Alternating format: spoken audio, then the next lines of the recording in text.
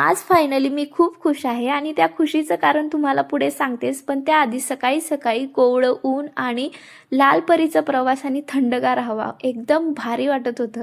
आज मी सकाळीच आले, म्हणजे 12 वाजता आले मी सकाळी आणि आल्याच्या नंतर सगळं घर आवरलं. खूप जास्त धूळ झाली होती घरामध्ये, म्हणजे स्पंदनचे पप्पा होते इथेच, पण माणसांचं माहिती आहे ना, घर एवढं काही क्लीन करत नाहीत ते.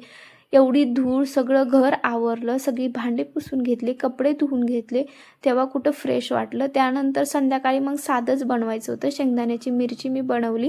तुमच्या इथे काय म्हणतात आता तुम्ही तुमचं ठरवा, कारण आमच्या इथे शेंगदाण्याची मिरचीच म्हणतात याला.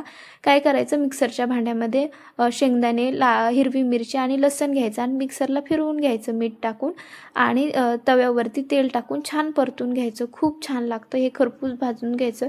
खूप मस्त लागते ही मिरची. एकदा नक्की ट्राय करा. आणि शेंगदाण्याची मिरची होती, तिखट होतं, त्यामुळं स्पंदन तर खाऊ शकत नव्हता, त्यामुळे त्याला दूध चपातीच दिली खायला. आणि त्यानंतर त्याचं खाऊन झालं आणि असा पसारा केला होता त्यांनी. सगळा पसारा मग परत आवरला.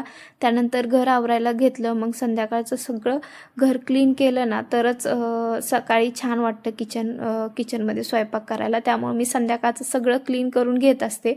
आणि आपण जेवढं क्लीन करतो ना घर, तेवढीच घरामध्ये किडे वगैरे कमी होतात. त्यामुळं छान गॅस वगैरे सगळा क्लीन केला. आणि हे बेसिन हे घासून घ्यायचं आणि फिल्टर जर असेल ना तुमच्याकडं तर फिल्टर चालू करायचं आणि फिल्टरचं जे आपण वेस्ट पाणी असतं ना त्याने हे असं धुवून घ्यायचं. म्हणजे काय होतं ना, तुम्ही एक्स्ट्राचं पाणी जर टाकलं ना, सगळीकडे पाणी होतं, तर हे असं पाईपनी जर तुम्ही पाणी टाकलं ना ते व्यवस्थित क्लीन होतं. व्यवस्थित बेसिन धुतलं जातं आणि पाणी पण सगळीकडे होत नाही. त्यामुळे मी अशा पद्धतीनेच रोज बेसिन क्लीन करत असते. तुम्हाला व्हिडिओ आवडला तर लाईक, शेअर आणि सबस्क्राईब करा. बाय.